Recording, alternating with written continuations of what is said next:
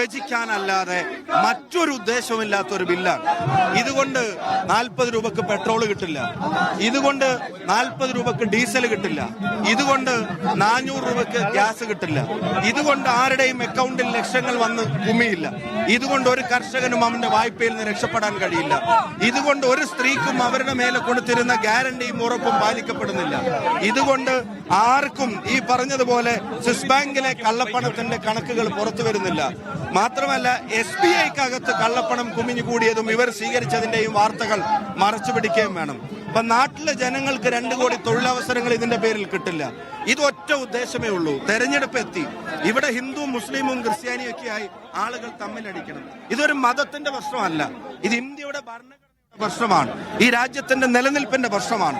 അതുകൊണ്ട് തന്നെ തെരഞ്ഞെടുപ്പ് അടുത്തെത്തി നിൽക്കുമ്പോൾ കാണിച്ചിരിക്കുന്ന ഈ വിഭാഗീയ വിജ്ഞാപനം, പുറത്തിറക്കുന്ന വിഭാഗീയ വിജ്ഞാപനം ഈ രാജ്യത്തിന്റെ നിലനിൽപ്പിന് തന്നെ അപകടമാണ്. അതിനെ ജനാധിപത്യ ബോധമുള്ള മതേതര മൂല്യങ്ങളിൽ വിശ്വസിക്കുന്ന ഓരോ ഇന്ത്യക്കാരനും ചോദ്യം ചെയ്യേണ്ടതുമാണ്.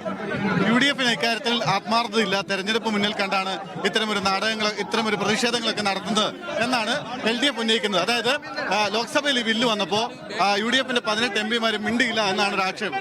ഈ പൗരത്വ ബില്ലുമായി ബന്ധപ്പെട്ട് നിരവധി തവണ സസ്പെൻഡ് ചെയ്യപ്പെട്ടവർ, നിരവധി കേസിൽ പ്രതിയാക്കപ്പെട്ടവർ, നിരവധി തവണ ഡൽഹിയിൽ ഉൾപ്പെടെ അറസ്റ്റ് ചെയ്യപ്പെട്ടവരെല്ലാം UDFന്റെ MPമാരായിരുന്നു.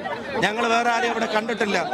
എന്ത് പ്രശ്നമുണ്ടാവുമ്പോഴും അതിലെന്തെങ്കിലും കോൺഗ്രസ് വിരോധത്തെ അല്ലെങ്കിൽ UDF വിരോധത്തെ തിരികെ കയറ്റാനുള്ള ശ്രമമാണ് അവർ നടത്തുന്നത്. അത് അവരുടെ രാഷ്ട്രീയ പാപ്പരത്വമാണ്.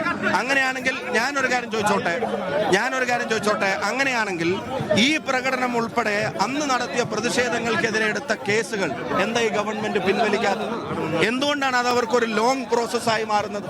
അസംബ്ലി തല്ലി തകർത്തപ്പോൾ അതിലെ ആളുകളെ രക്ഷപ്പെടുത്താൻ വളരെ പെട്ടെന്ന് ആക്ട് ചെയ്ത അവർക്ക് ഇതൊരു ജനാധിപത്യ പ്രതിഷേധത്തിന്റെ ഭാഗമായ ആളുകൾക്കെതിരെ എടുത്ത കള്ളക്കേസ് എന്ന് വിളിക്കാവുന്ന കേസുകൾ പിൻവലിക്കാൻ അതിനെന്തിനാ ലെങ്തി പ്രോസസ്സായി ഇവർ കൊണ്ടു നടക്കുന്നത്? ആ ലെങ്ത് അത് കൂട്ടുന്നത് BJPക്ക് വേണ്ടിയാണോ? അപ്പൊ എന്ത് ഇഷ്യൂ വന്നാലും അതിനകത്തൊരല്പം കോൺഗ്രസ് വിരോധം അതും കൂടെ കടത്തിവിടാമെന്ന് ആഗ്രഹിക്കുന്നത് അവരുടെ രാഷ്ട്രീയ പാപ്പരത്വമാണ്. ഇവിടെ BJPയുടെ അക്കൗണ്ട് എന്തൊക്കെ പറഞ്ഞാലും അത് രണ്ടക്കം എന്ന് പറയുന്നത് 2-0 നിലകൊള്ളുമെന്ന കാര്യത്തിനോട് സംശയവുമാണ്. കോൺഗ്രസ് തുടരും അല്ലേ? ഇത് കോൺഗ്രസ് ഈ പ്രതിഷേധം തുടരുമെന്ന കാര്യം സംശയം വേണ്ട. മാത്രമല്ല ഞങ്ങൾ ആഗ്രഹിക്കുന്നത് കോൺഗ്രസിന്റെ നേതൃത്വത്തിലൊരു മുന്നണി അധികാരത്തിൽ വന്ന് ഈ വിഭാഗീയ വിജ്ഞാപനത്തെ കീറി ചവറ്റുകൊട്ടയിലേറിടമെന്നാണ് കോൺഗ്രസും നാട്ടിലെ ജനാധിപത്യവാദികളും മതേതര ബോധമുള്ളവരും ആഗ്രഹിക്കുന്നത്. തീർച്ചയായും അങ്ങനെയാണ്. അതായത് കോൺഗ്രസ് ഈ തെരഞ്ഞെടുപ്പിൽ, ഈ ലോക്സഭാ തെരഞ്ഞെടുപ്പിൽ മുന്നോട്ട് വയ്ക്കുന്ന പ്രധാനപ്പെട്ട മുദ്രാവാക്യം തന്നെ അതാണ്. അതായത് സലാം മുഹമ്മദ് തുടരുന്നുണ്ട്. സലാം, ഇപ്പോൾ കോഴിക്കോട് റെയിൽവേ സ്റ്റേഷനിൽ യൂത്ത് ലീഗ് പ്രവർത്തകർ കുത്തിയിരുന്ന് പ്രതിഷേധിക്കുകയാണല്ലോ, വിശദാംശങ്ങൾ.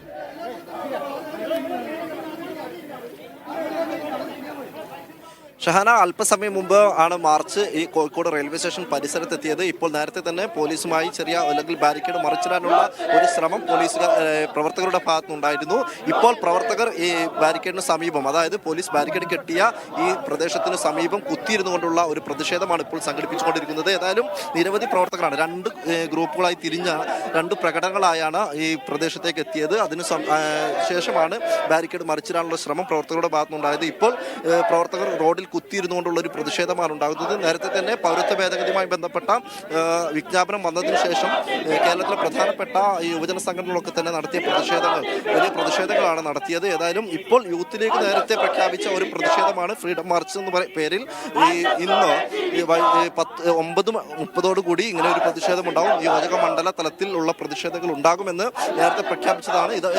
ഇതിനു പിന്നാലെ പോലീസ് ഈ പ്രദേശത്ത് ബാരിക്കേഡ് കെട്ടിക്കൊണ്ട് ഗതാഗതം തടഞ്ഞുകൊണ്ടും ഈ പ്രതിഷേധം നേരിടാനുള്ള ഒരുക്കങ്ങൾ പോലീസിന്റെ ഭാഗത്തുനിന്ന് ഉണ്ടായിട്ടുണ്ടായിരുന്നു. എന്നാൽ ഇപ്പോൾ പ്രവർത്തകർ ഈ റോഡിൽ കുത്തിയിരുന്നു കൊണ്ട് അല്ലെങ്കിൽ പിരിഞ്ഞു പോകാൻ തയ്യാറാകാതെ കുത്തിയിരുന്നു കൊണ്ട് ഈ കേന്ദ്ര സർക്കാരിനെതിരെയും CAA നടപ്പിലാക്കാനുള്ള ഈ ഇത്തരമൊരു ശ്രമത്തിനെതിരെയും നീചമായ ശ്രമമാണ്, അല്ലെങ്കിൽ രാജ്യത്തെ മതത്തിന്റെ പേരിൽ സംഘടിപ്പിക്കാനുള്ള ഒരു ശ്രമം കേന്ദ്ര സർക്കാരിന്റെ ഭാഗത്തുണ്ടാകുന്നു. ഇതടക്കമുള്ള കാര്യങ്ങൾ രൂക്ഷമായ മുദ്രാവാക്യങ്ങളടക്കം ഉയർത്തിയാണ് ഇപ്പോൾ പ്രവർത്തകർ കുത്തിയിരുന്നുകൊണ്ട് മുദ്രാവാക്യം വിളിച്ചുകൊണ്ടിരിക്കുന്നത്. ഏതായാലും നിരവധി പ്രവർത്തകരാണ് ഈ പ്രദേശത്ത് എത്തിയിട്ടുള്ളത്. വലിയ ശക്തമായ പ്രതിഷേധങ്ങൾ തന്നെയായിരിക്കും വരും കാലങ്ങളിൽ കേരളത്തിലെ രാഷ്ട്രീയത്തെ അല്ലെങ്കിൽ രാഷ്ട്രീയ കേന്ദ്രങ്ങളിലൊക്കെ തന്നെ വലിയ പ്രതിഷേധം ഉണ്ടാകും എന്ന സൂചനകൾ നൽകിക്കൊണ്ടുള്ള പ്രതിഷേധങ്ങളാണ് ഇപ്പോൾ നടന്നുകൊണ്ടിരിക്കുന്നത്. യൂത്ത് ലീഗിന്റെ നേതൃത്വത്തിലുള്ള ഒരു പ്രതിഷേധമാണ് ഇപ്പോൾ ഈ പ്രദേശത്ത് ഉണ്ടായിക്കൊണ്ടിരിക്കുന്നത്. ഏതായാലും ഈ പ്രതിഷേധം ഇപ്പോൾ പിരിഞ്ഞു പോകാൻ പ്രവർത്തകർ തയ്യാറല്ല. കുത്തിയിരുന്നുകൊണ്ട് വളരെ ശക്തമായ രീതിയിൽ ഈ കേന്ദ്ര സർക്കാരിനെതിരെയുള്ള മുദ്രാവാക്യങ്ങൾ ഉയർത്തിക്കൊണ്ടുള്ള ഒരു പ്രതിഷേധമാണ് ഇപ്പോൾ ഈ പ്രദേശത്ത് നടന്നുകൊണ്ടിരിക്കുന്നത്. വേറെ മറ്റു പ്രകോപനങ്ങളൊന്നും പ്രവർത്തകരുടെ ഭാഗത്തുണ്ടാകുന്നില്ല. പോലീസ് ബാരിക്കേഡ് കെട്ടിത്തടഞ്ഞതിനു തൊട്ടടുത്ത ഒരു പ്രദേശത്ത് അല്ലെങ്കിൽ സ്ഥലത്തിരുന്നു കൊണ്ട് ഈ കേന്ദ്ര സർക്കാരിനെതിരെയുള്ള മുദ്രാവാക്യങ്ങൾ ഉയർത്തുക, അതിനു പിന്നാലെ ചില നേതാക്കളുടെ പ്രസംഗം, ഇതാണ് ഈ സമരത്തിന്റെ അല്ലെങ്കിൽ ഈ പ്രതിഷേധത്തിന്റെ നിലവിലെ സ്ഥിതി എന്ന് പറയുന്നത്. മറ്റു പ്രകോപനങ്ങളോ പോലീസിന്റെ ഭാഗത്തുനിന്നും ബലപ്രയോഗമോ ഉണ്ടാകുന്നില്ല. എന്നാൽ നേരത്തെ തന്നെ വിമർശനം ഉണ്ടായത് പോലെ പോലീസിനെതിരെയും മുദ്രാവാക്യങ്ങൾ ഉണ്ടാകുന്നു. ഭേദഗതി നിയമത്തിനെതിരെ കോഴിക്കോട് റെയിൽവേ സ്റ്റേഷനിലേക്ക് യൂത്ത് ലീഗിന്റെ പ്രതിഷേധ മാർച്ചും അതേസമയം UDF കണ്ണൂരിൽ ഷാഫി പറമ്പിലിന്റെ നേതൃത്വത്തിൽ നൈറ്റ് മാർച്ചും സംഘടിപ്പിച്ചിരിക്കുകയാണ്. തുടരുന്നുണ്ട്. വിവരങ്ങളാണ് കോഴിക്കോട് നിന്ന് സലാം മുഹമ്മദും കണ്ണൂരിൽ നിന്ന് സുനിൽ ഐസക്കും നൽകിയത്.